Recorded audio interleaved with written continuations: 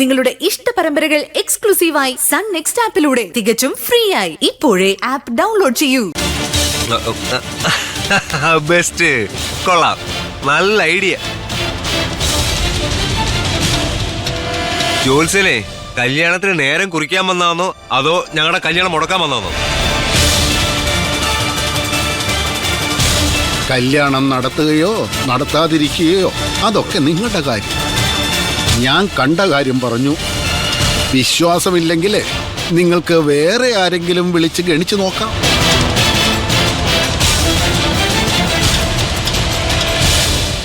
എന്റെ കബഡി ഇതേവരെ എന്നെ ചതിച്ചിട്ടില്ല. പറഞ്ഞത് സത്യം തന്നെയാ.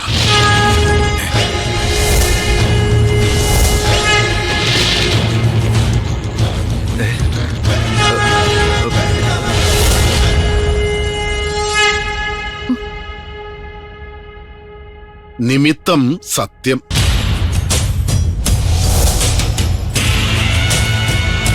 ആ, ഇനിയിപ്പൊ പല്ല് ചലിക്കുന്നുണ്ടോ നോക്കാം. അപ്പൊ പിന്നെ ഗൗളി ശാസ്ത്രവും കറക്റ്റ് ആവും.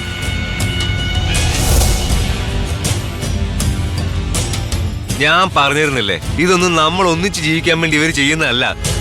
എങ്ങനെ നമ്മളെ പരസ്പരം വേർതിരിപ്പിക്കാമെന്ന നോക്കുന്നത്. ഓരോന്നൊക്കെ തട്ടിപ്പോട്ട് ഇറങ്ങിയേക്കോ അവന്റെ ഒക്കെ കവടിയും കാവടിയും.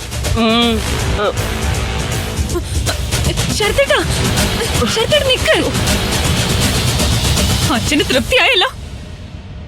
അച്ഛന് മാത്രമല്ല മറ്റു ചിലർക്കും.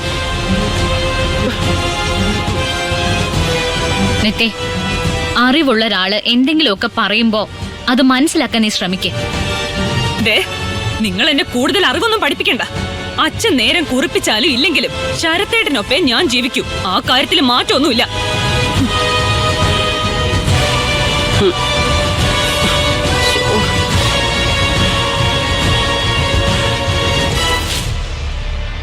ശരത്തേട്ടാ, ശരത്തേട്ടൻ ഇത് എവിടേക്ക്? നരകത്തിലേക്ക്. ശരത്തേട്ടാ, എന്ത് ശരത്തേട്ടൻ? ഏട്ടനെ പൂട്ടാനാണല്ലോ ഉള്ള പണിക്കരെ കൊണ്ടുവന്നത്. അയാൾ എന്തെങ്കിലും പറയട്ടെ, അതിന് നമുക്കെന്താ? നല്ല ഒന്നാന്തര മറുപടി. എന്നെ സമക്ഷത്തിൽ അപമാനിച്ചു. എന്റെ കല്യാണം കഴിയുമെന്ന് പറഞ്ഞു, സന്താനയോഗവും കഴിയുമെന്ന് പറഞ്ഞു. എല്ലാം കേട്ടൊരു ആഘോഷരിയുടെ ആ ദേവിക എന്ന സ്ത്രീയും നിന്റെ അച്ഛനും നിന്റെ അമ്മയും. ദേവിക, അവരൊന്നും വിട് ശരത്തേട്ടാ. അവരെ ഞാൻ വിടില്ല. ആ കൊള്ള പണിക്കരെ ഞാൻ വിടില്ല. തൽക്കാലം ഞാൻ ഒന്ന് പുറത്തു പോട്ടെ, ഇല്ലെങ്കിൽ എനിക്ക് ഭ്രാന്ത് പിടിക്കും. ശരത്തേട്ടാ, ശരത്തേട്ടാ നിക്ക്. ശരത്തേട്ടാ പോവല്ലേ, നിക്ക് ശരത്തേട്ടാ. നിത്യക്കുട്ടി വിഷമിക്കണ്ട. ആകാശം ഇടിഞ്ഞു വീണാലും ശരി, ആയുസുണ്ടെങ്കിൽ ഞാൻ നിന്റെ കഴുത്തിൽ തന്നെ താലി കെട്ടിയിരിക്കും. ശരത്തേട്ടാ, ശരത്തേട്ടാ.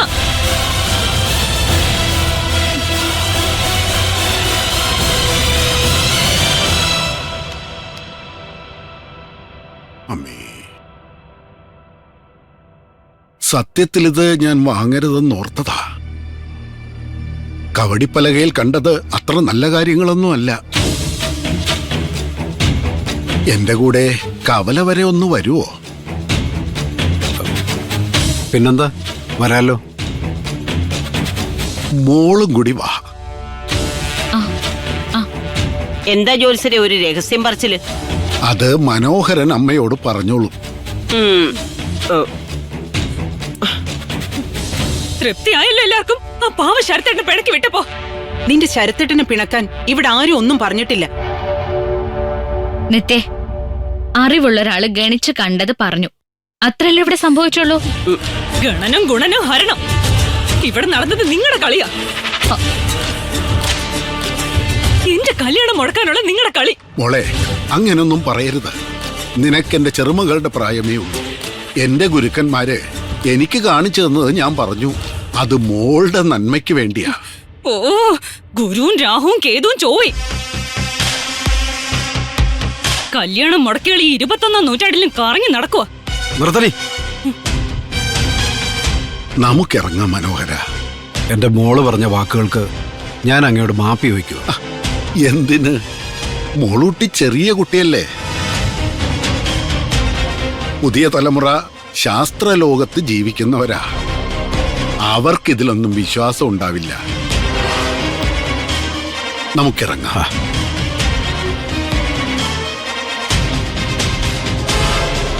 ഉം. ഉം. ഇത് വേറെന്തോ കുത്തിത്തിരിപ്പാ. ഏ അതിന് കൂട്ടു നിൽക്കാൻ ഫസ്റ്റ് അപ്പനും അമ്മയും.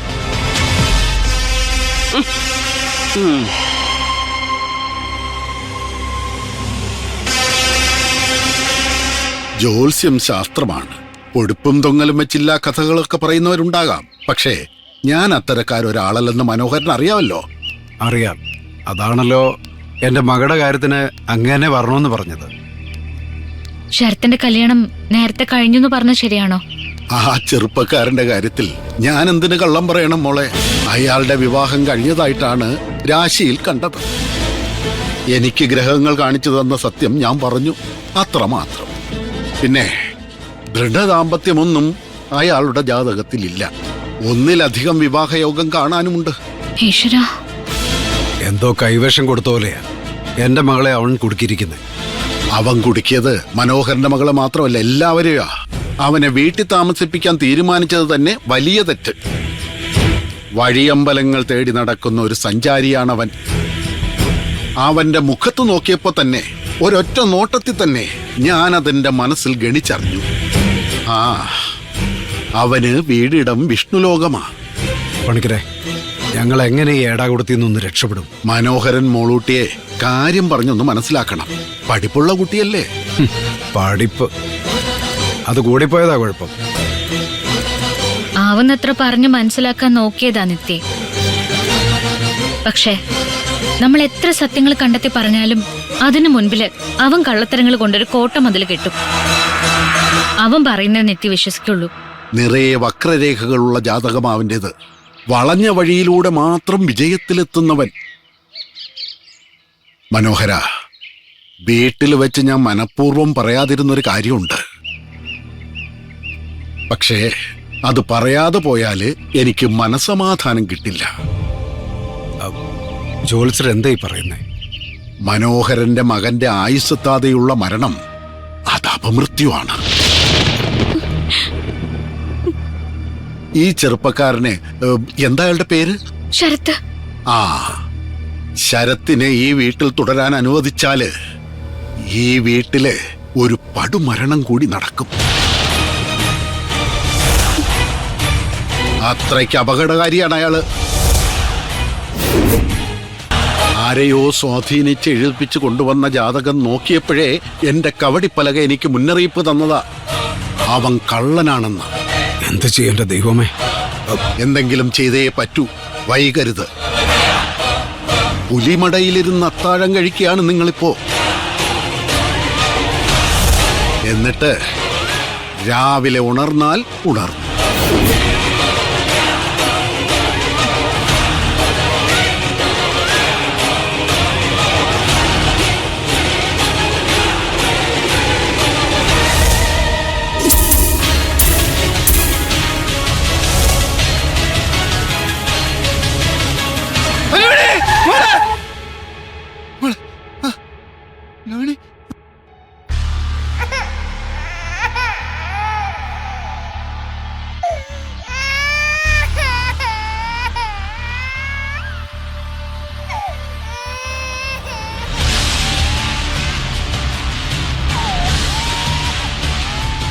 എന്നാടി നോക്കുന്നേ?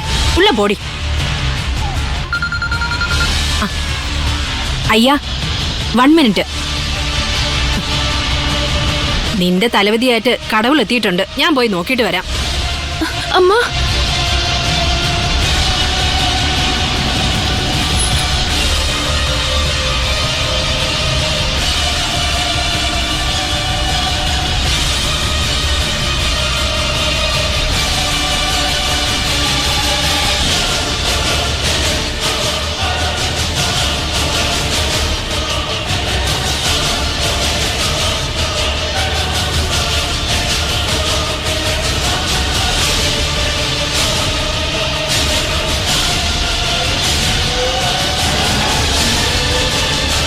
ഇനി 3 നാള് ആ നരുന്ത് പയലിനോടൊപ്പം കടവുള് നിനക്ക് വിധിച്ചിരിക്കുന്ന സമയം. 4-ാം നാള് പുലർച്ചെ പുറപ്പെടണം. വേണ്ടതെല്ലാം കെട്ടിപ്പെറുക്കി വെച്ചേക്ക്. കൊളന്തേ കൊണ്ടുപോകാനുള്ള ആള് അതിക്ക് മുന്നാലെ വരും. അമ്മ, രക്ഷിക്കണം അമ്മ. എന്റെ കുഞ്ഞിനെ ആർക്കും കൊടുക്കല്ലേ. ഞാൻ പോയിക്കോളാം, എവിടേക്കെങ്കിലും പോയിക്കോളാം. സത്തം പോടാതെ പോടി, പോയി തൂങ്ക്.